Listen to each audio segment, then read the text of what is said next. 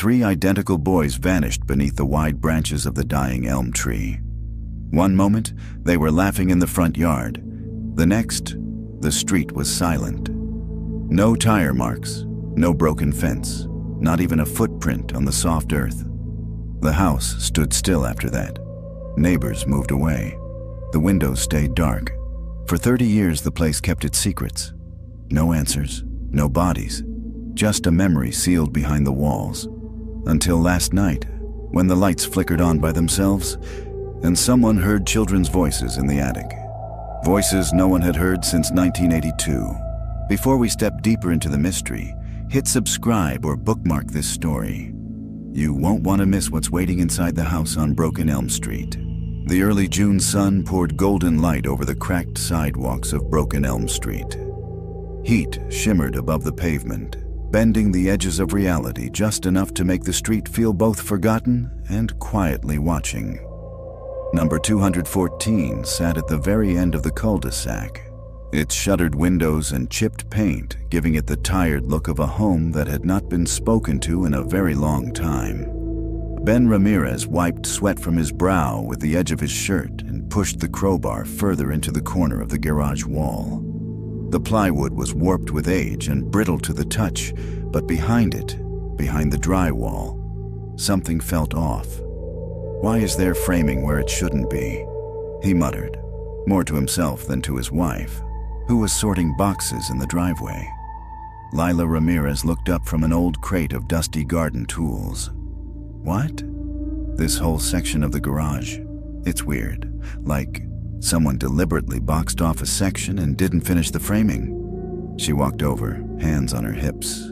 Are you saying we're about to find hidden treasure or a family of raccoons? Ben grinned, though it was cautious. Let's hope it's not the latter. With a satisfying crack, the crowbar pried loose a large piece of drywall, revealing a hollow space behind. Dust swirled in the shaft of sunlight beaming through the small garage window. And then they saw it. A wooden crate, wedged between the studs and the old concrete slab, sealed in a space barely 3 feet deep. Time had turned the wood gray and the iron hinges a deep, brittle red. A child's name was scribbled across the top in faded permanent marker. Danny. Lila's breath caught. What the hell? Ben knelt, brushing away cobwebs. This doesn't feel right. The crate wasn't locked, just sealed shut with old nails that had long since loosened. With slow fingers, Ben lifted the lid. Inside, the dust clung like ash to objects that should not have been there. Not in a boarded-up corner of a garage. Not left like this, not forgotten. A toy fire truck, its wheels missing, a tangle of yo-yos. A laminated school library card with Evan Cooper written in blocky handwriting. A red and blue spiral notebook filled with backward letters and stick figures. And, at the bottom, a faded Polaroid. Lila lifted the photograph carefully, as if it might disintegrate. Oh my God. 3 boys, identical in appearance, smiled at the camera in matching red jackets. Their arms were around each other. Behind them, unmistakably, was this very house. Its porch rail still crooked. The same siding, the same cracked sidewalk leading up to the front steps. She turned the photo over. No date, no names. Ben stood slowly, brushing his hands on his jeans. Triplets? I think so. They exchanged a long look. Something cold crept between them, despite the heat outside. Lila stepped outside the garage, the Polaroid still in her hand. She pulled out her phone and searched. Triplets missing Broken Elm Street. It didn't take long. Missing persons. 1989. Daniel, Evan, and Miles Cooper. Age 7. Last seen riding their bikes home from school in Rosewood County, Texas. There were photos. There were their faces. Ben appeared beside her, reading over her shoulder. They disappeared from this street. Lila nodded slowly. I think they lived right across the road. They turned together, gazing across the quiet, tree-lined street. A modest brick home stood directly opposite their driveway, its lawn slightly overgrown. its porch shaded by a creaking awning. Wind brushed through the trees, lifting dry leaves along the sidewalk like whispered memories. The house looked still. Ben broke the silence first. "We need to report this." "Of course," Lila said, but her voice had changed. There was something tender in it now, a softness shaped like sadness. She looked back at the photo again, those little boys smiling, oblivious, still alive in that single captured second, frozen in a moment someone had desperately hidden. The police arrived by late afternoon. 2 cruisers, 1 detective in an ill-fitting blazer. They took photos of the items, bagged everything with plastic gloves, and asked questions in clipped procedural tones. "This case is cold as the Arctic," one officer murmured as he zipped a plastic evidence bag shut. "Been closed since '94. No leads in over 20 years. Detective Kwan was polite, efficient, and entirely uninterested in speculation. "We'll log the evidence, reopen the file, and follow up if anything new comes up," she said, handing Lila a card. "But don't expect a miracle. These boys have been missing for 35 years. Ben nodded respectfully, but Lila lingered behind. She stared at the wall, the space where the crate had sat, hidden behind insulation and studs. Who put it there? Why these things? Why this house? After the officers left, Ben began sealing up the wall again. Lila didn't help. She just stood in the driveway, staring across the street. The porch light flicked on at the brick house across the road. A figure sat quietly in a rocking chair. She hadn't noticed him before. That evening, as twilight melted into soft orange along the rooftops, Lila pulled up the missing persons article again. She read every word, every paragraph. She learned their names: Daniel, Evan, and Miles Cooper. 7 years old. Last seen near the corner of Broken Elm Street and Willow Lane at 4:12 p.m. A neighbor said they were riding bikes and laughing. Another claimed they never came home from school at all. The case was labeled non-suspicious disappearance, then later escalated to suspected abduction. Their mother had been quoted in a newspaper from 1990. She was still in town. She had never moved. "I just want someone to remember their faces," she said. "They didn't just disappear. Someone made them disappear." Lila closed her laptop. The photo sat beside her on the nightstand. In it, the middle boy, Evan, had a gap between his front teeth. Miles had grass-stained jeans. Danny, in the middle, held a bent stick like a sword. They looked alive, and now they were ghosts in her garage. The next morning, Lila walked across the street. The woman who answered the door was older than in the photos, of course.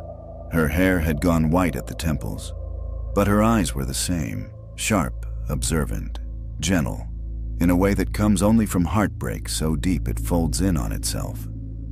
"Yes?" she said, peering through the screen door. "Elaine Cooper?" Lila asked. The woman hesitated, then nodded. "My name is Lila Ramirez. My husband and I just bought the house across the street." Elaine's expression didn't change. "We were doing some renovations," Lila continued, her voice catching. "And we found something, some things, a crate behind the wall in the garage."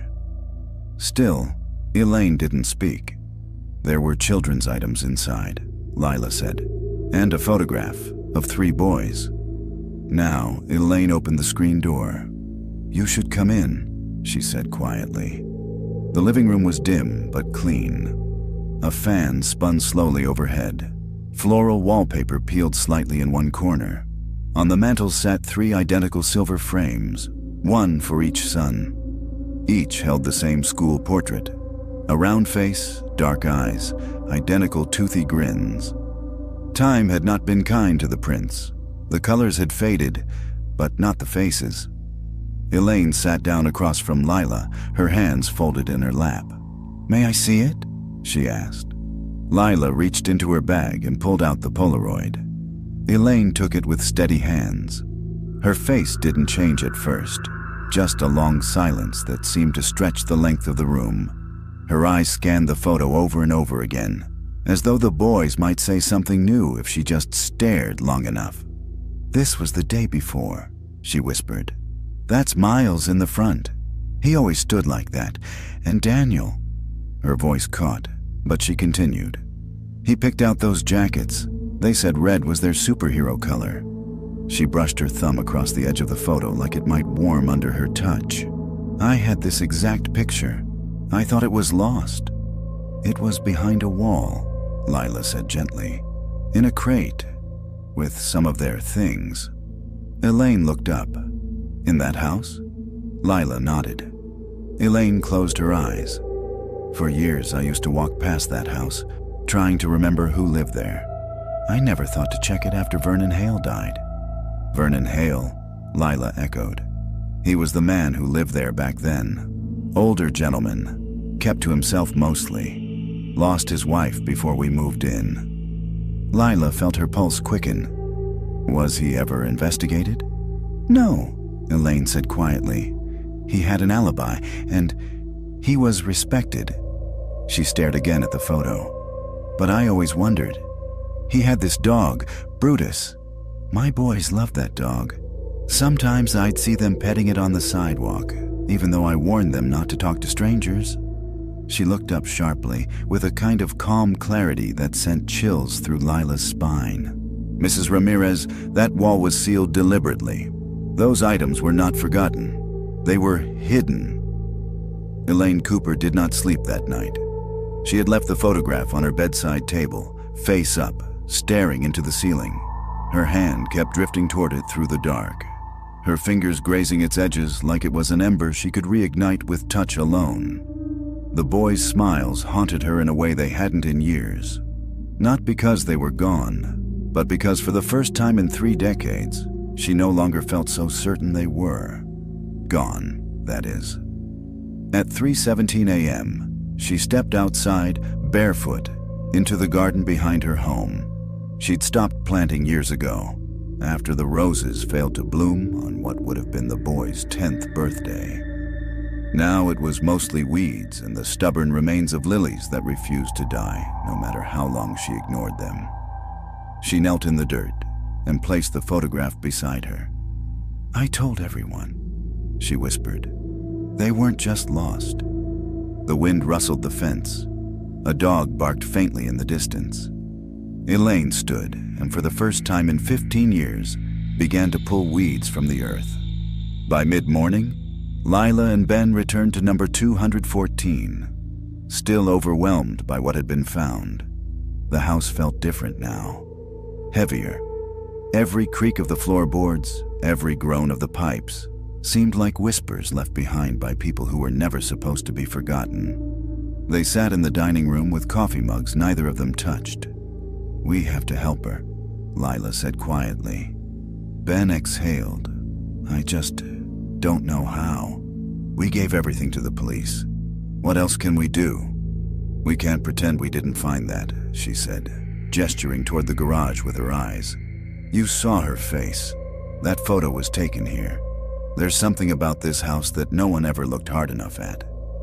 Ben rubbed his hands over his jaw. "I mean, we could look up Vernon Hale. Figure out who he was, what happened to him." "I already did," Lila said. She turned her laptop around. "Died in 2002. Stroke, no children. There's not much on him. But I found his will." Ben raised an eyebrow. "His will?" She nodded. "Filed at the Rosewood County Courthouse. It's public record. He left the house to a niece, someone named Mary Laughlin. She sold it 5 years later to a rental company, which then left it vacant until we bought it. So Mary Laughlin might know something. She's not in Texas anymore," Lila said. "Moved to Maine in 2008, but I'm going to call her." Ben looked at her. "Are we sure we should be the ones doing this? I mean, this is the police's job, isn't it?" "They had the job 35 years ago, and they didn't find anything," Lila said, sharper than she meant to. "If it were our kids..." Ben held up a hand. "Okay, you're right. Outside, clouds began to gather over the street, dimming the morning sun into a flat gray. Elaine returned to the Ramirez house that afternoon, her fingers stained with dirt, the photograph still clutched in one hand. She knocked once and waited. Her composure was back, calm, watchful, almost regal in its restraint. But Lila noticed how tightly she gripped the photo. "Come in," Lila said, stepping aside. Elaine's eyes moved over the house as she entered. The walls, the lighting, the hallway. It was muscle memory, watching for details. She had spent so long imagining this space. "Was anything else found?" Elaine asked softly. "Just the box," Lila said. "Some toys, school papers, and the room itself. It was sealed." Ben nodded. 2x4s and drywall, layered in. Nothing fancy, but deliberate. Elaine looked around again. "Did he have a dog?" she asked. Ben blinked. "What?" "Vernon Hale. Did you find evidence of a dog? Chew marks, claw scratches, dog bowls, anything?" "No," Lila said, frowning. "Why?" Elaine turned toward the front window and pulled aside the curtain slightly, staring out at the yard. "My boys loved his dog," she murmured. "A big retriever. They'd pet it on their way home from school, talk to it through the fence. I used to warn them about strangers, but a dog like that, it lowers your guard." "You think the dog was used to lure them?" Lila asked. Elaine didn't answer right away. Then she nodded. "I think it started with the dog, then with kindness, then with trust." That evening, Lila placed a call to the Rosewood County Records Office and asked for a copy of Vernon Hale's property plans. She was surprised when the clerk said, "That's funny. You're not the first person to ask for those. Someone came by last year. Do you remember who?" The clerk paused. "No name, just some guy. Wanted blueprints of the garage for a restoration project. Paid cash for the printouts." Lila scribbled a note. "Is there any record of who Hale's caregivers were before he died?" she asked. Probably under his medical records. I'd have to check if that's publicly accessible." Lila hung up with more questions than answers. Later that night, when the house was quiet and Ben was asleep, she sat on the living room floor with a flashlight and examined every inch of the remaining garage wall. At the baseboard behind the shelving, she found something small. A scuff mark, pale gray against the wood, almost gone with time. She leaned closer. It wasn't a scuff. It was a name, scratched in with a nail or sharp object. Evan. Elaine stood in her kitchen early the next morning, steeping tea in a chipped mug. The garden was behind her, where the soil had been freshly turned for the first time in decades. She still hadn't planted anything, but she intended to. For the first time in years, she intended something. The knock on her door was soft. She opened it to find Detective Sarah Nolan standing there. Her blazer wrinkled from the morning humidity, her eyes cautious but kind. "Mrs. Cooper," she said, "I'd like to talk."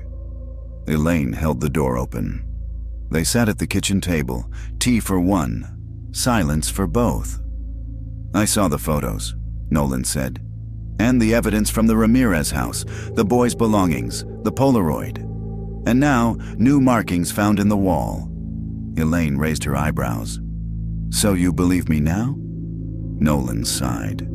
"I believe something happened in that house. What exactly, I don't know yet." Elaine folded her hands. "Vernon Hale. He wasn't just some grieving old man. There's more." "We've reopened the case," Nolan said. "Unofficially. Cold cases don't always get much attention, but there's enough here to justify a search warrant for the property." "I already searched it," Elaine said quietly. "For years, in my head, over and over." Nolan looked down at her notes. "You said the boys were last seen on their bikes. Were those ever recovered?" Elaine's eyes hardened. "Number." "The bikes disappeared with them." Nolan nodded slowly. "Then I want to dig. Beneath the garage, under the foundation, if necessary." Elaine blinked. "Why?" Because in 2001, Nolan said, a similar disappearance happened 2 towns over. Another old man, another child, never found. That man also died of a stroke. And guess what we found in his garage last year? Elaine leaned forward. A pair of shoes, children's size, buried in concrete under the water heater. The following day, construction permits were fast-tracked. Nolan brought in a forensic unit under the guise of structural inspection. The Ramirez couple agreed to allow the dig. A slab of concrete was removed near the back corner of the garage. They found nothing. At first, then, just beneath the dirt, buried in plastic wrap and old cloth, they found a crumpled lunchbox. Red metal, rusted. Inside, a pair of socks, a Pokemon sticker, a folded note that read, "Please don't tell Mom I took the dog treats." Evan Elaine sat on the steps of the house, holding the lunchbox in both hands, like it was a living thing. The sun was setting behind her, bleeding gold through the trees of Broken Elm Street. For the first time in 35 years, the street felt like it might breathe again. Elaine stood at the edge of the Ramirez garage, the earth still torn where the forensic crew had left off, the outline of the foundation cracked and incomplete. In her gloved hands, she held the lunchbox again, lighter than she remembered, as if memory had added weight to it over time. It had been red once, fire truck red, Daniel's favorite. She remembered Evan begging for the same one at the store just so he could match. But this one, she was sure, had belonged to Miles. He was always the quiet one, the one who didn't fight to be seen, but who left notes everywhere. She turned it slowly in her hands. It smelled like rust, dust, and old apples. Lila stood nearby, watching her carefully. "Do you want to sit?" she asked softly. Elaine shook her head. "If I sit, I might fall apart." Later that afternoon, Detective Nolan returned with 2 small evidence bags. In one, a faded Pokemon sticker. In the other, the folded note. Elaine stared at it through the plastic. "Please don't tell Mom I took the dog treats. Evan." It was written in red crayon. The letters were uneven, tilted. Evan had always rushed through things, always scribbled. "It's real," Elaine said, voice barely above a whisper. "It's his." Nolan gave her a minute before speaking. "We're going to bring in a ground-penetrating radar unit. Scan the entire yard, under the house, the surrounding areas." Elaine nodded. "You think they're buried?" "I think someone hid something," Nolan said. "And when people hide things, it's because they don't want them found." The next day, Elaine brought a small box from her attic. It was unmarked, tucked between 2 cartons of Christmas ornaments and old tax records. Inside were dozens of photographs, neatly organized by year. The boys' lives captured in film. Birthdays, bike rides, first days of school. 3 nearly identical faces, yet to her, they were always different. She laid them out on her kitchen table, one by one. Daniel, always the one grinning just a little too wide, his hair stuck up no matter what she did. Evan, the tallest by a smidge, always with dirt on his knees. Quick to argue, quicker to hug. Miles, calm, sweet, the thinker. His favorite thing was reading comic books upside down. She stared at the final photo, taken 2 weeks before they disappeared. All 3 of them standing in the driveway, helmets on, bikes ready, grins as wide as Texas. A gust of wind stirred the edge of the photograph. Her eyes narrowed. In the far background, barely visible behind the trees, was the corner of Vernon Hale's house, and next to it, unmistakably, the tall silhouette of Brutus, the golden retriever. And just behind him, half concealed by the front porch post, a man's shape, thin, pale shirt, standing perfectly still. Elaine picked up the photo, heart thudding. She had never noticed it before. Meanwhile, Lila was on the phone with the Rosewood County Clerk's office. "Yes, I'm still trying to track down next of kin records for Vernon Hale." Any caregivers, medical aides, hospice workers, anything. She paused as the woman on the other end typed. "There's an entry," the clerk said. "A man named Ralph Mason, listed as a part-time aide in the final 6 months before Hale's stroke. No formal license on file, which is odd." Lila's pen froze. "Do you have an address?" "Just a P.O. box. It's outdated." Lila scribbled it down anyway. "Anything else unusual?" she asked. "Well, not sure if it matters, but Mr. Hale's death certificate had a discrepancy. He was declared deceased at home by a neighbor, but the coroner noted signs of a prior fall, one that likely happened a few days before the stroke. Was it investigated? Number natural causes were listed. No autopsy was performed." Lila thanked her and hung up. "Ralph Mason," she murmured to herself. The name had a hollow sound. That evening, Lila walked across the street again. Elaine answered the door, holding the photo with the blurred background figure. "I think this is him," she said without preamble. "Vernon and Brutus and maybe someone else." Lila looked closely. "That's your boys on the bikes?" Elaine nodded. "The morning they disappeared." Lila hesitated. "I found a name, Ralph Mason. He was Vernon's aide in the months before he died." Elaine's eyes flicked toward her, dark and wide. "Was he investigated?" No one mentioned him in the original report. They sat down at Elaine's dining table. Lila spread out the documents she'd collected. Elaine spread out the photos. Piece by piece, they built something, a shape, a pattern, maybe even a truth. The next morning, the GPR team arrived at the Ramirez property. Long, slender equipment swept over the yard, the garage, and the concrete slabs near the foundation.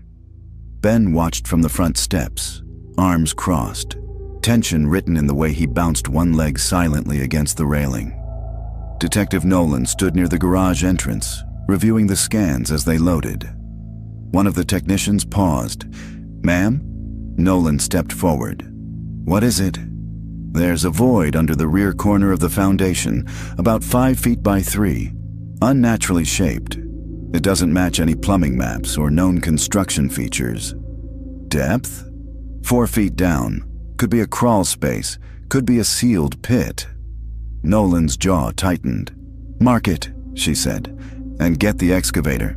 Elaine waited on the sidewalk, hands clasped tightly, her garden gloves forgotten in her pockets. The digging took hours. Lila joined her, arms folded, eyes never leaving the work site. At 4:17 p.m., the excavator operator shut off the engine. The crew began to dig by hand. Minutes passed. Then a call rang out. "Found something!" Everyone rushed forward. A plastic-wrapped bundle. Another.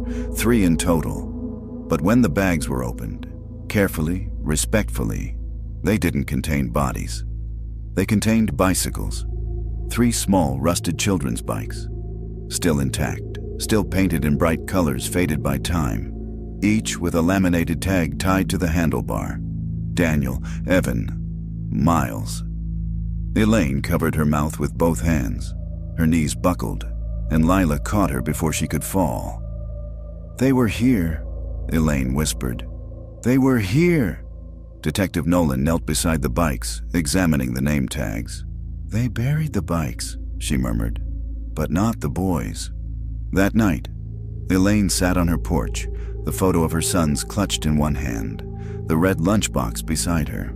"I always said," she whispered, "they didn't just disappear." Across the street, the garage light flickered once and went out. She didn't move. The wind stirred the leaves of her overgrown garden, and for the first time in years, it didn't sound like silence. It sounded like breathing, like a house exhaling, like something long buried beginning to rise. It started with Brutus. Elaine hadn't spoken the dog's name in years, not since a faded memory surfaced one sleepless night. A flash of the boys laughing, all 3 huddled around the golden retriever like a secret pact was being made in fur and slobber. Daniel had insisted the dog liked him best. But it was Miles who carried dog treats in his pockets. The good kind, bacon-shaped. They had loved that dog.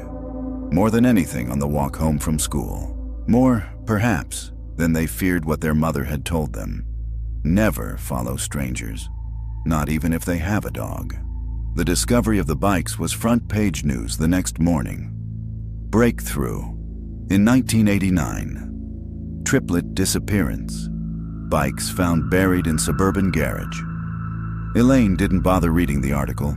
The photo said enough. A blurry shot of the rusted bicycles laid out on a tarp, their plastic name tags dangling, faded by time but unmistakable. Even the colors of the bikes had survived: blue, red, and yellow. Daniel, Evan, and Miles. Ben and Lila tried to stay out of the spotlight. Reporters called their home, knocked on the door, even staked out the driveway, hoping to get a quote. But Lila only ever said one thing: "We just want answers for Elaine." Detective Nolan came by early that afternoon. She parked down the street and walked to Elaine's front porch with a notebook in one hand and a photograph in the other. "I found this in Vernon Hale's personal items at county storage," she said, handing it over. "Taken about a year before your boys disappeared. That's Brutus, right?" Elaine looked down. The dog stared out from the photograph, tongue lolling, eyes wide and trusting. He sat obediently next to Hale, who held the leash in one hand and a plastic grocery bag in the other. "That's him," Elaine confirmed softly. "Same spots on the ears. According to veterinary records," Nolan continued, "Brutus was put down the same month your boys vanished. The paperwork said he was aggressive." Elaine's brows furrowed. "Aggressive?" "He never bit anyone before, correct?" "No," Elaine said. "Never." "That's what I thought," Nolan murmured. "I think the dog saw something, or reacted to something, and someone wanted him silenced." Elaine's grip tightened on the photo. "They didn't silence my boys, though." Not completely. That night, Lila found herself scrolling through newspaper archives again, looking for anything she may have missed. A name, a thread, a pattern. What she found was a 1990 obituary for Vernon Hale's wife, June Hale, and an odd note buried in the column. Preceded in death by her son Matthew, age 3. Lila sat up straighter. Hale had a son. The article didn't elaborate. No date of the child's death, no cause listed. Just a single line, as if someone didn't want to talk about it. She clicked deeper, digging through county birth and death registries. Matthew Hale, born 1957, died 1960. Cause of death, accidental drowning. No further information. But that was the year Hale stopped teaching. Lila wrote the name down and circled it. Elaine returned to the Ramirez house the next morning. Lila met her at the door with coffee and weary eyes. "I found something," she said. They sat at the dining table again, the same place where the Polaroid had first been passed between them. This time, Lila handed her a printed copy of the obituary. Elaine read it twice. Why would he keep that secret? She asked. Why not mention his son? Maybe he lost more than just a child that day, Lila said. Maybe it broke something in him. Elaine traced her finger over the name. Matthew. Or maybe he wanted another chance, she whispered. Lila looked at her sharply. You think that's why he took them? Elaine's eyes were steady. 3 boys, all the same age his son would have been, all in one place. He didn't just want a child, he wanted a replacement. Lila swallowed. Then what happened to them? Elaine shook her head. I don't know, but I don't think he acted alone. Detective Nolan's investigation was evolving. She tracked down the hospice records for Hale's final year. Sparse, but just enough to confirm what Lila had found. Ralph Mason had been a caretaker for several elderly patients in the area, but had never filed for a license, and no one seemed to know where he'd come from. Nolan got a break when a bank flagged a dormant safety deposit box registered to Mason, accessed once in 2003, and then never again. The box was in Lubbock. Nolan got a warrant. Inside the box were the following: a driver's license under the name Harold Moss, several passports, all expired, under different names, a single photo, 3 boys sitting on a wooden bench. Their backs were to the camera, but the shape of their heads, the curve of their shoulders, it was them. And the photo was dated July 18th, 1990, 10 months after they vanished. Elaine stared at the photograph for a long time. "I knew it," she said. Ben leaned against the kitchen counter, arms crossed, staring at the photo over her shoulder. They were alive. Nolan nodded, at least for a while. Lila spoke quietly. "But where were they taken?" "We traced the photo's watermark," Nolan said. "It was printed in Arizona. Small-town lab that's been out of business for decades. It's not much, but it's a lead." Elaine's voice was suddenly firm. "Then I'm going." Nolan hesitated. "It's not safe." "I don't care," Elaine cut in. "If someone out there knows what happened to my boys, I'm not sitting here while you ask questions. I've sat long enough." There was silence. Then Nolan nodded. "I'll take you." Ben looked at Lila. "What about us?" Lila met Elaine's eyes. "We go too." That evening, Elaine returned home alone. She stood in her bedroom and opened the drawer where she kept the boys' last birthday cards. Folded construction paper covered in marker hearts and rocket ships and crooked spelling. She ran her hand over them gently, then reached behind the drawer and pulled out something no one else knew she kept. A lock of hair. 3, actually. 1 from each of her sons, taped inside an envelope labeled only with the date, March 12th, 1989. She had cut them after a particularly chaotic bath night.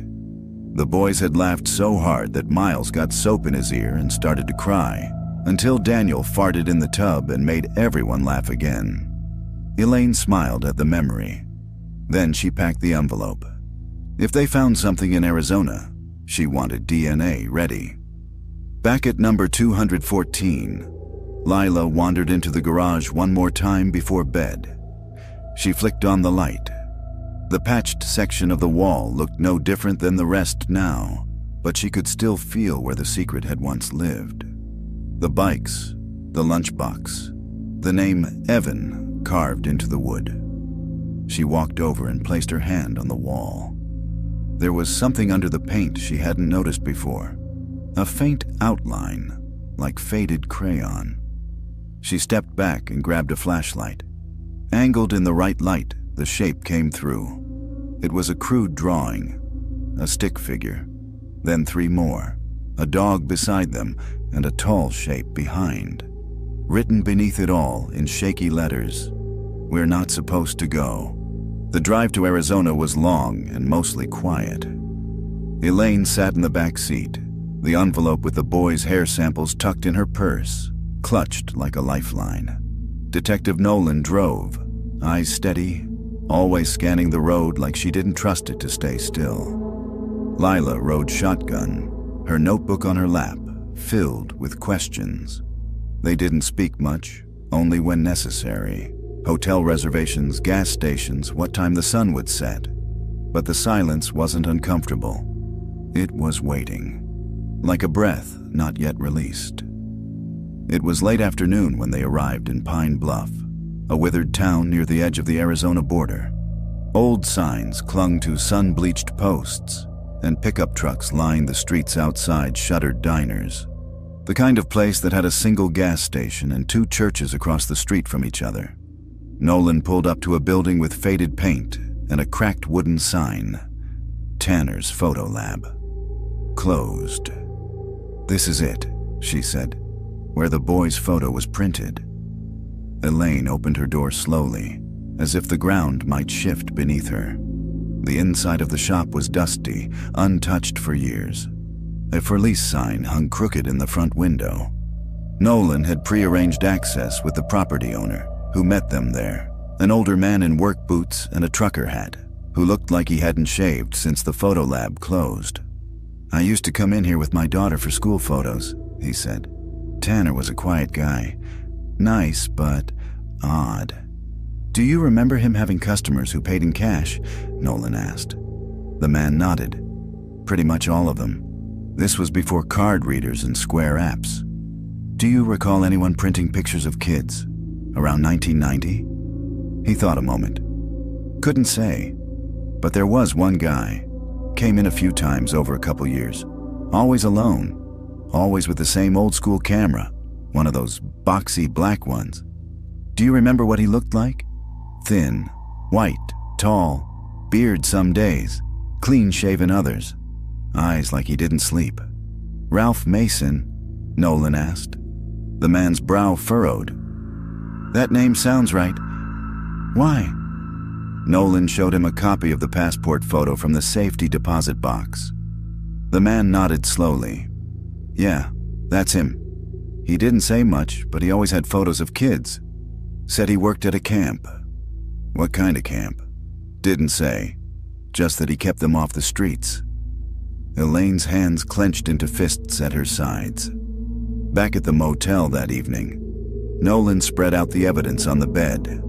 The boy's photo, the forged IDs, the envelope of DNA samples. I've contacted a forensics unit nearby, she said. We're submitting the photo for timeline analysis.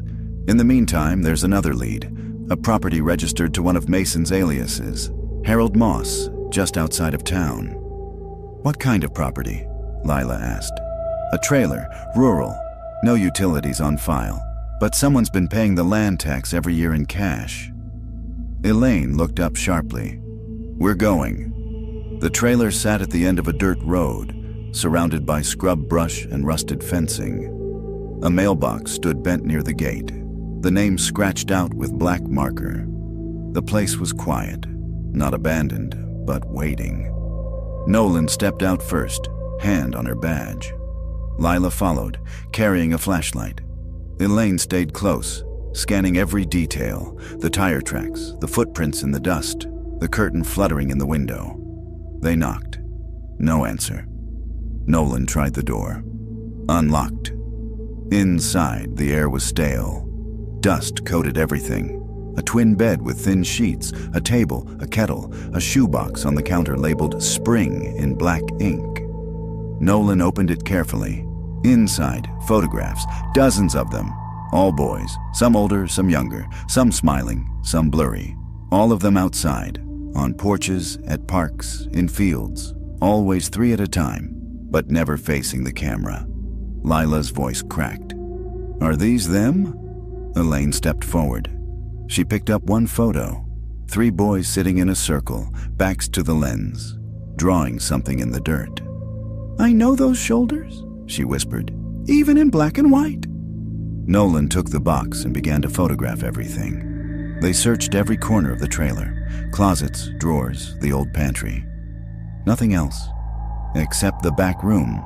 It had once been a laundry room. The floor had been redone with plywood. A single bare bulb hung from the ceiling. Something about it was wrong. Elaine stood at the threshold, unmoving. There's something under us, she said. Lila shined her flashlight at the floor. A faint seam ran through the plywood, not natural aging. Cut edges. Something had been opened here, or hidden. They found a crowbar in the tool shed outside. The plywood lifted with effort, revealing a hollow space beneath the floor. Not deep, maybe 3 feet, lined with insulation and old fabric. And in the center, a locked metal box. Nolan pulled it out slowly. The lock was rusted shut, but broke with force. Inside, 2 journals, tied together with twine, a child's drawing, 3 stick figures and a dog, 1 figure with X's over the eyes, and an envelope labeled Cooper Boys. 1989. Elaine opened it. Inside were 3 small bracelets. Faded plastic beads, the kind you buy at a dollar store. Each with a name spelled in clumsy letters. Daniel, Evan, Miles. Elaine sank to her knees. They kept them, she whispered. They kept their names. That night, Nolan read through the journals. They weren't written by Vernon Hale. They were Ralph Mason's. The first entry was dated September 22nd, 1989, 2 weeks after the boys vanished. They're settling in, still scared, especially the youngest, Miles. He hides when I enter the room. Vernon says it will pass, that children need structure. Daniel asks for his mother at night.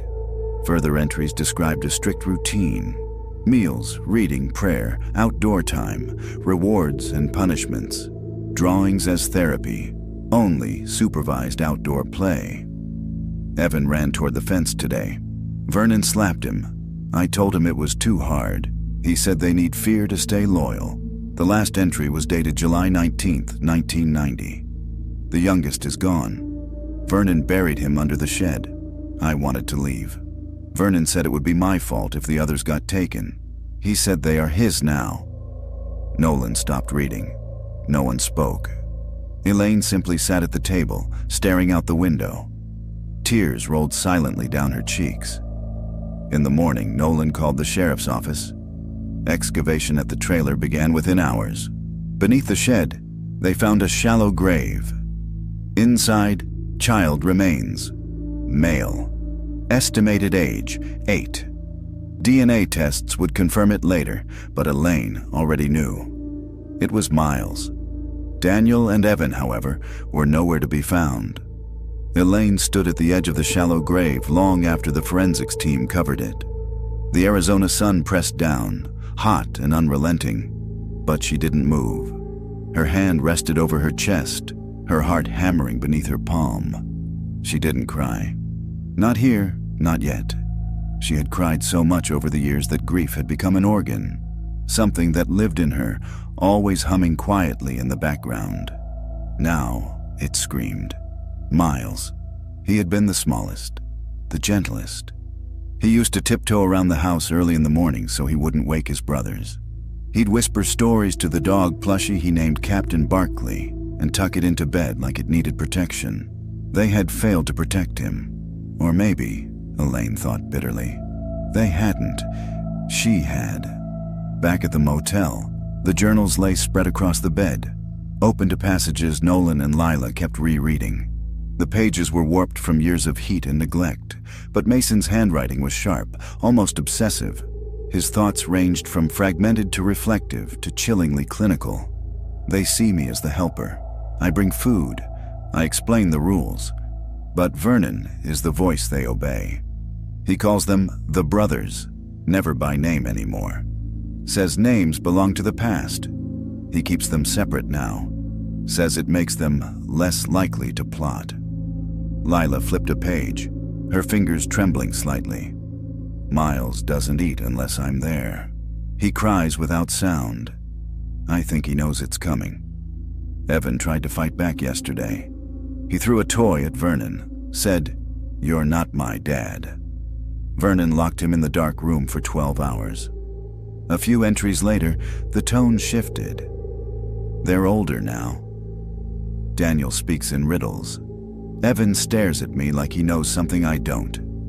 They don't call for help. They haven't in weeks. The silence is worse than the screaming. That evening, Detective Nolan met with the local authorities.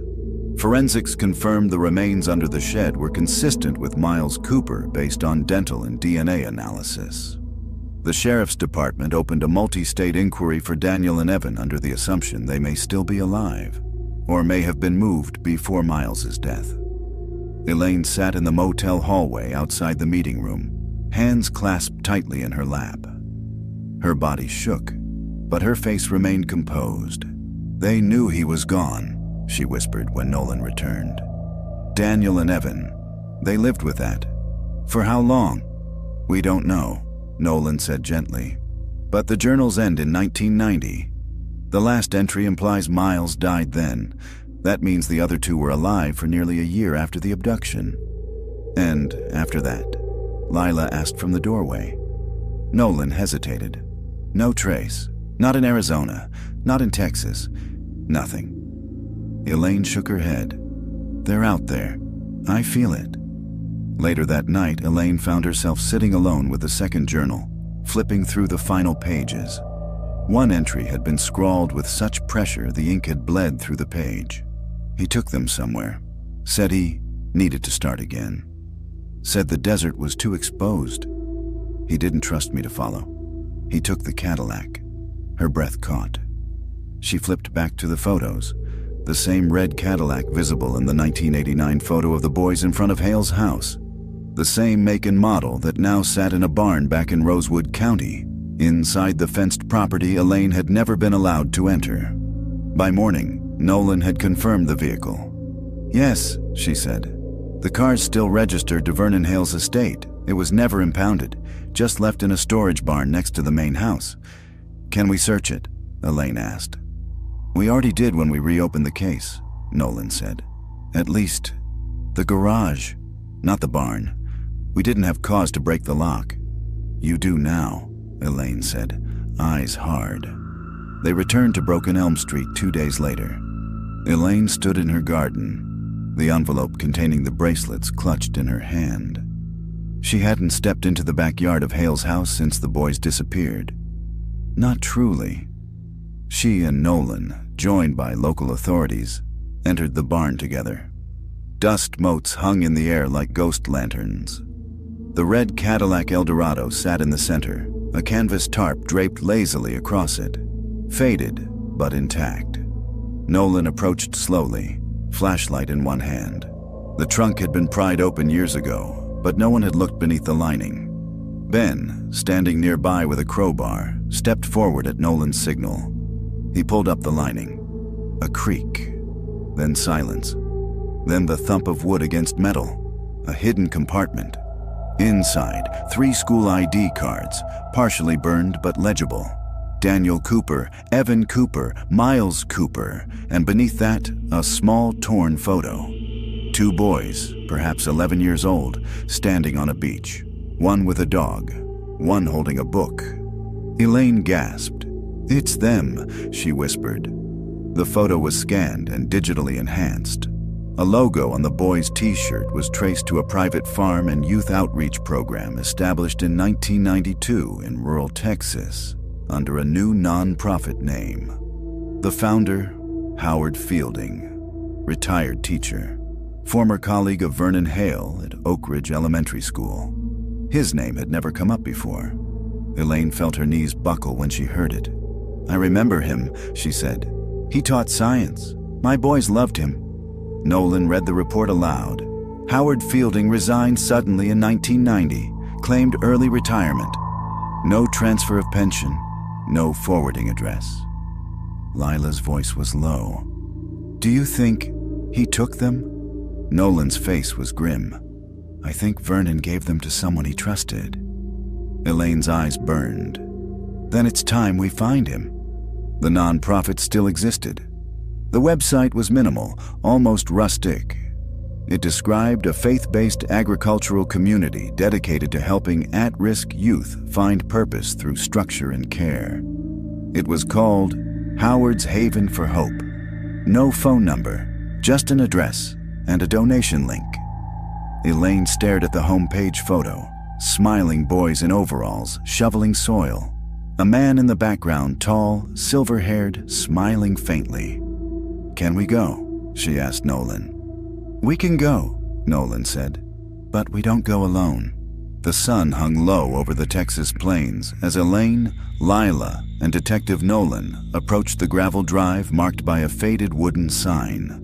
Howard's Haven for Hope established, 1992. Planting roots, growing lives. The letters had been freshly painted. The gate, however, was old, iron wrought and manual. It creaked as Nolan pushed it open. Elaine's pulse quickened as the car rolled forward.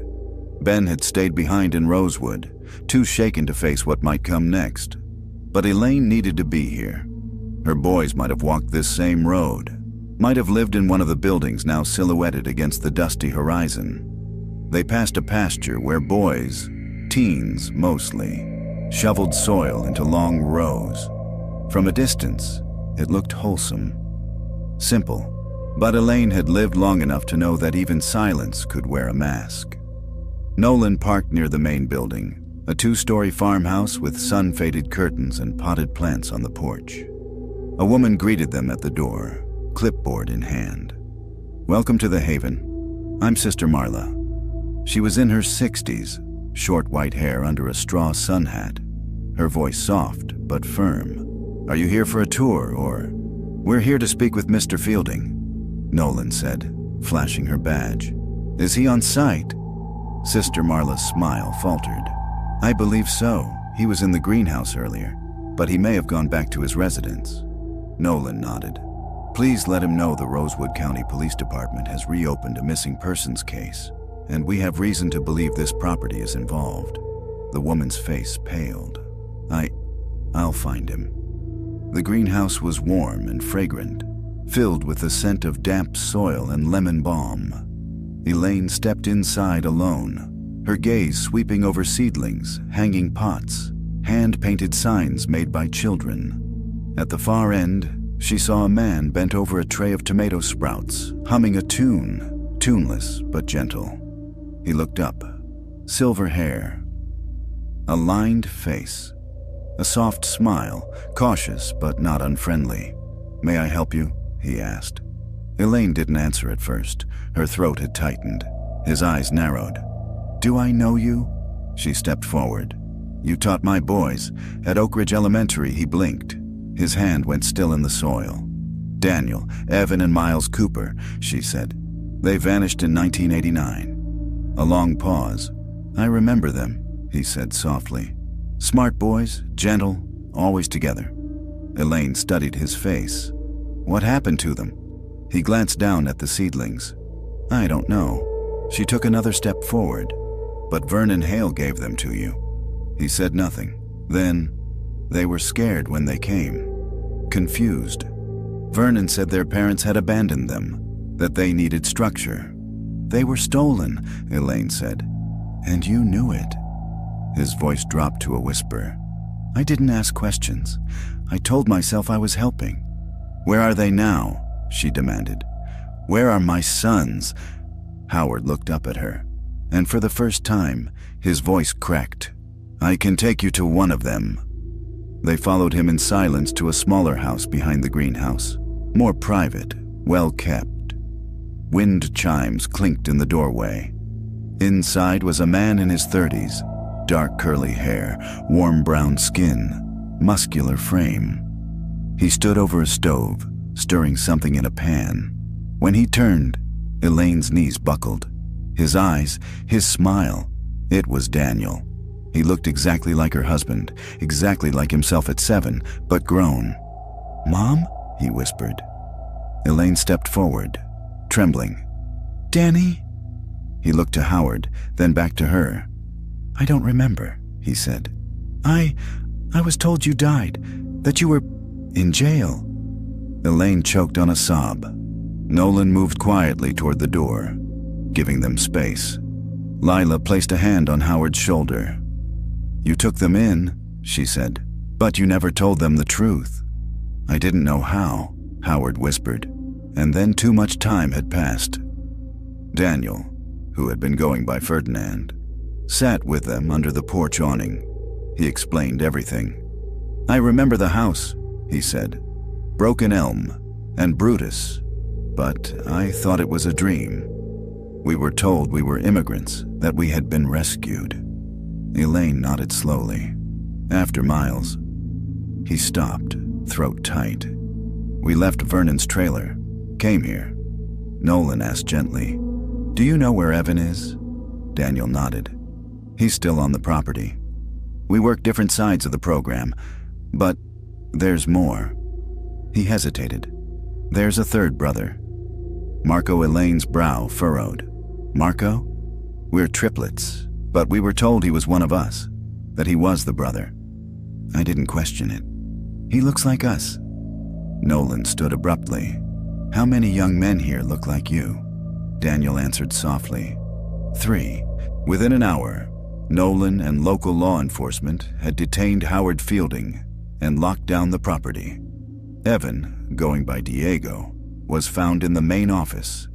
He froze when he saw Elaine, but collapsed into her arms as soon as she spoke his name. "I remember your voice," he whispered. They found Marco at a private cabin nearby, watching over a group of younger boys in the garden. He was confused, disoriented, but he looked just like the others. Elaine knew him instantly. Miles' smaller eyes, Daniel's dimples, Evan's gait. "Gabriel," she said. "Your real name is Gabriel." In the barn, they found the Cadillac, still parked, still clean. In the glove compartment, 3 forged birth certificates, a notebook, and a photo Elaine had never seen before. The triplets, no older than 10, sitting by a riverbank, fishing rods in hand. No smiles, just stares, hollow and still. They had been missing from the world, but now they were found. Elaine watched the 3 young men from the motel window. Daniel, Evan, Gabriel. They sat on a bench in silence, shoulder to shoulder, sipping soda cans from the vending machine. No one spoke. Occasionally, one would glance at the others, but they didn't make eye contact for long. It was as though some invisible thread bound them together, but so much time had passed that none of them knew how to hold it. She placed her palm on the window. She didn't cry, not yet. Detective Nolan briefed Elaine and Lila that morning. "Howard Fielding is in custody. He's confessed to harboring the boys since 1990. Claims Vernon Hale brought them to him after things went wrong at the trailer. He said he was trying to save them from further harm." Lila scoffed. "He built a lie around them." "More than that," Nolan said grimly. "He rebuilt their identities." All 3 boys had been issued falsified birth certificates under different names: Ferdinand, Diego, and Gabriel. Daniel had the oldest alias. Miles's replacement, Gabriel, had been adopted from another foster child Vernon had briefly taken in before his death. There was no legal record of the child ever existing after 1991. Elaine's voice cracked. "So they replaced my son?" Nolan nodded. "It appears Gabriel was too young to remember much, but he grew up with the others. He doesn't know who he is, or who he isn't," Elaine murmured. A forensic team returned to the old trailer in Arizona. The discovery of Miles's grave led to a wider excavation around the area. Soil samples, partial remains, bones long decayed. By the end of the week, they had recovered items clearly belonging to other children. A shoelace bracelet, a melted action figure, a small denim jacket with the name Nico embroidered in the tag. "This goes deeper than your boys," Nolan told Elaine. "We believe there were others, not taken together, but hidden the same way, abandoned, swapped, rewritten." Elaine sat back in her chair. "How many?" "We don't know yet, but they would." Elaine met with Gabriel alone the next morning. They sat in a park near the motel, under a pecan tree. She brought him lemonade. He barely sipped it. "I don't know what you want from me," he said softly. Elaine looked at him, her voice calm. "I want nothing you don't want to give." He stared at the grass. "They say I'm not Miles, but I look like them. I feel like I belong to them. Doesn't that make it true?" She reached into her purse and took out the 3 bracelets. She set them gently on the bench between them. "These were theirs," she said. "I found them in a box hidden under a floor, in a room no one knew existed." Gabriel looked down at the bracelets. Small, colorful, innocent. "I wore one like that," he said. "It said Gabe." Elaine nodded. "That's your name now, but it wasn't always." He didn't speak for a long time. Then, "Can I keep them?" She nodded. "Keep all 3. Daniel sat with Lila that evening in the motel lobby. He had asked for her, not his mother, not yet. "I need to understand something," he said. "Were we famous?" Lila hesitated. "You were remembered." "That's not the same." It's not. But your faces were in papers, on milk cartons. For years Daniel exhaled, and no one ever found us. You were hidden carefully. You were given new names, new birthdays, new parents, people who buried you inside a new story. Daniel looked up. "So who am I now?" She gave the only answer that felt honest. "Who do you want to be?" He thought about it for a long time, then said, "Daniel." Evan found Elaine in the motel courtyard. She was watering a planter filled with dying flowers, old habits. "I remember your laugh," he said. "It used to shake the kitchen." Elaine turned slowly. "And I remember yours," she said. "It always came after Daniel's, like an echo." He nodded. "I didn't forget you. I never stopped looking for you." They stood in silence, not needing more. She handed him the watering can. He took it. Gabriel underwent a voluntary DNA test. The results came back. No biological relation to the Cooper family. The news fractured him. "I don't know who I am," he whispered to Nolan. "I was Miles. Now I'm no one?" Elaine stepped in quietly. "Number, you were loved by Daniel and Evan. You were raised as a brother. That makes you mine in every way that counts." He cried for the first time. She didn't stop him. The forensic team released their full report on Vernon Hale's and Howard Fielding's activities. At least 5 sets of unidentified child remains across 2 locations, a documented network of forged paperwork and relocation, possibly extending to other states. Mason's journals confirmed at least 3 other transfers, whose identities were never known. Fielding pled guilty to conspiracy, unlawful detainment of minors, and obstruction of justice. He would likely die in prison. Elaine did not attend the sentencing. "Let him fade," she said. "Let him rot, nameless." 1 month later, Daniel, Evan, and Gabriel moved into a rented house near Rosewood. Together. They didn't speak much about the past, not yet, but Elaine visited every Sunday.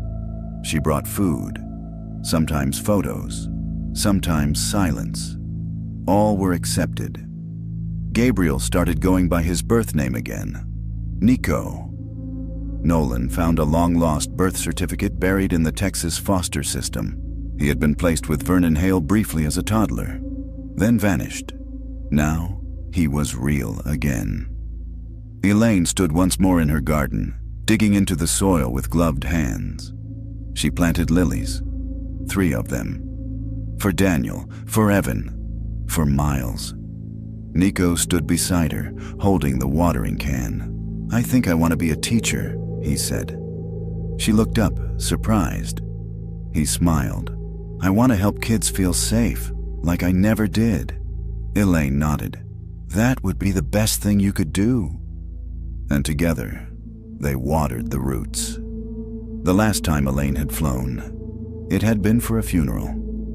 This time, the plane lifted into a golden sky as she sat between Lila and Detective Nolan, her hands wrapped tightly around a paper cup of water, her fingers trembling only slightly. They weren't returning to Rosewood just yet. Arizona still held one more name, one more loose thread, and Nolan refused to leave it dangling. Ralph Mason.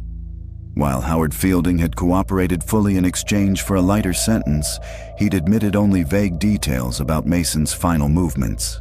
He left after Vernon died, took 1 boy with him, the quiet one. I assumed he was Daniel, but I never saw him again. The records traced Mason to a P.O. box in northern Arizona. For a long time, it went cold, until a recent property transaction surfaced under one of Mason's old aliases, Harold Moss. A 20-acre compound outside a ghost town called Bitter Ridge. Remote, unregistered, fenced. Nolan called it a last known shadow. They drove through empty highways and sun-bleached rock formations. The further they went, the less the GPS could help them. Cell service dropped. The road narrowed to dirt. "Maybe it's just an old shack," Lila said from the passenger seat. "A dead lead." Elaine said nothing. Her eyes stayed on the horizon. When they reached the compound, it was nearly dusk. It looked untouched, like time had abandoned it. A rusted trailer, a small barn, a satellite dish hanging by a thread, and one man sitting on the porch, legs stretched out, hands resting on his knees. He stood when the car approached. Thin, gray-bearded, eyes like steel marbles. Nolan stepped out first. "Ralph Mason?" The man didn't flinch. "Depends who's asking. I'm Detective Sarah Nolan. This is Elaine Cooper." He looked at Elaine. His jaw twitched. "Cooper," he said quietly. Elaine stepped forward. "You knew my sons," she said. He didn't deny it. "I knew a lot of boys," he said, "some louder than others." They sat around a scarred wooden table inside the trailer. The air smelled of dust, tobacco, and old metal. A fan oscillated in the corner but did little to fight the heat. "I didn't hurt them," Mason said flatly. "That was Hale. I just kept them alive." Elaine's hands clenched. "You kidnapped them. I protected them from a worse fate. You hid them from their mother." He looked at her. "And what would you have done if you knew the truth? How would the world have treated 3 boys who forgot how to talk, who didn't know their last name anymore?" Elaine's voice didn't rise. "I would have tried," she said. "I would have loved them." Mason looked away. Nolan slid a photo across the table, a still from the youth compound. Daniel and Evan sitting side by side. "This one," she said. "You took him. You took Evan." Mason's lip twitched. "He wouldn't stop screaming," he said. "Even after Miles died. Hale told me to silence him, but I ran. I took him, tried to give him a new life."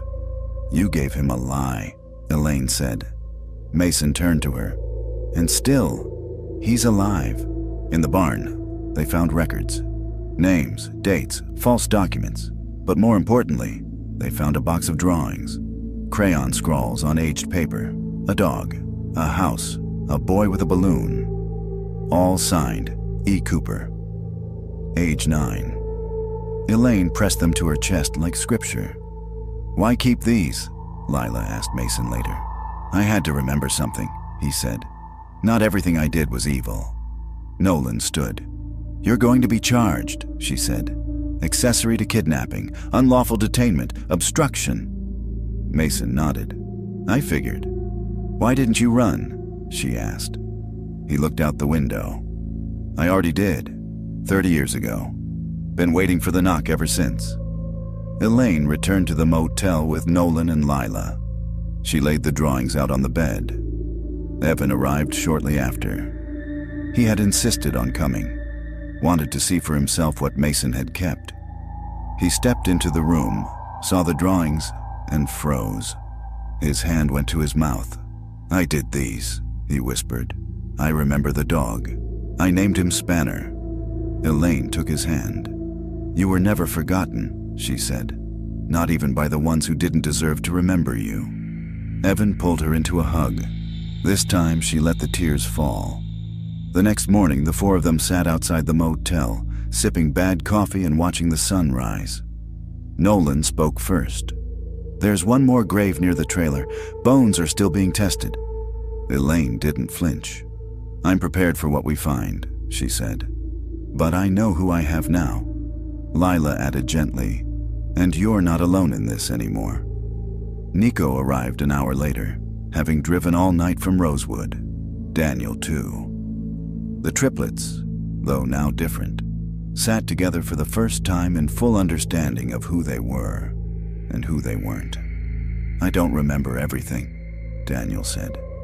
"You don't have to," Elaine replied. "What matters is that you're here." The garden on Broken Elm Street was alive again. Elaine knelt in the dirt as dawn stretched light across the lawn. The lilies she had planted weeks ago were starting to bloom, their white petals rising through soft soil like delicate trumpets. Between them, she had added violets for courage and lavender for memory. The house across the street, the Ramirez home, now held no secrets. The sealed walls were gone, the hidden relics removed. The garage had been renovated and opened to light for the first time in decades. But it was Elaine's home that now carried the real story. Not of horror, but of return.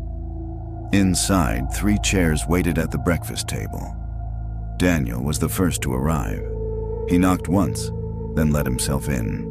something Elaine had insisted on. His eyes were clear today, his posture stronger. "Morning," he said, placing a grocery bag on the counter. "I brought the good coffee." Elaine smiled. "Only took you 35 years to learn my taste." Evan came next, rubbing sleep from his eyes. He wore a hoodie with the sleeves pushed to his elbows, a habit he'd had since childhood. Elaine could still picture him crawling under the kitchen table as a boy, looking for cookie crumbs. Nico followed quietly, still soft-spoken, still uncertain, but slowly learning he didn't need a past to earn a future. Elaine poured coffee. They sat. No one spoke right away. Not out of discomfort, but because the silence no longer meant loss. It meant presence. That afternoon, the four of them walked to the cemetery outside Rosewood. A new headstone had been placed beside Elaine's late husband's grave. Miles Cooper, 1981 to 1990, our quiet light. Still shining. Daniel knelt beside it, a hand on the stone. "He didn't get to grow up," he said. "Not like us." "No," Elaine said, "but he made sure you did." Evan placed a folded drawing beside the grave, one of the crayon sketches recovered from Mason's trailer. It showed 3 boys and a dog under a crooked sun. One boy had wings. "He's always been with us," Evan whispered. Nico took a flower from the bouquet and tucked it behind the stone. No one cried. They simply stood, remembering. Later, back at Elaine's house, Lila joined them for dinner. The table was full. Roasted chicken, cornbread, salad, peach cobbler. Elaine insisted on cooking it all herself. "I don't know what to say," Daniel admitted as they sat. "Say you'll come back next Sunday," Elaine said. Evan smirked. "She's serious. She already planned the menu." Laughter bloomed. Even Nico smiled. Later, after dinner, they sat on the porch, Elaine in her rocker, the boys side by side on the steps. The cicadas hummed. The sky stretched wide. "There's something about this house," Nico said. "Even though it's not where we lived, it feels like home." Elaine looked at them all. "It's because you're finally here." Before bed, Elaine walked out into the garden one last time. She knelt and touched the soil beneath the lilies. It felt warm, alive. She took 3 smooth stones from her pocket and placed one at the base of each flower. Daniel, Evan, Miles. She paused, then added a 4th. Nico. The night was silent around her, but in her chest, something bloomed. Not grief, not pain, but peace. A quiet strength that had waited 35 years to return. Elaine Cooper had not set foot on Broken Elm Street in 34 years. Not since the day her 3 sons, triplets, all of 8 years old, vanished somewhere between their school bus stop and the cracked sidewalk outside their home. Not since the town fell silent around her, avoiding eye contact and questions they had no answers for. Not since the prayers dried up and the casseroles stopped coming. She told herself, year after year, that if the truth were buried anywhere, it was buried deep. But when a young couple renovating a house 2 doors down unearthed a rusted red lunchbox with the name Evan scratched into the lid, time collapsed like a shutter snapping shut. And suddenly, she wasn't a grieving mother anymore. She was a witness. And someone, somewhere, had always known the truth.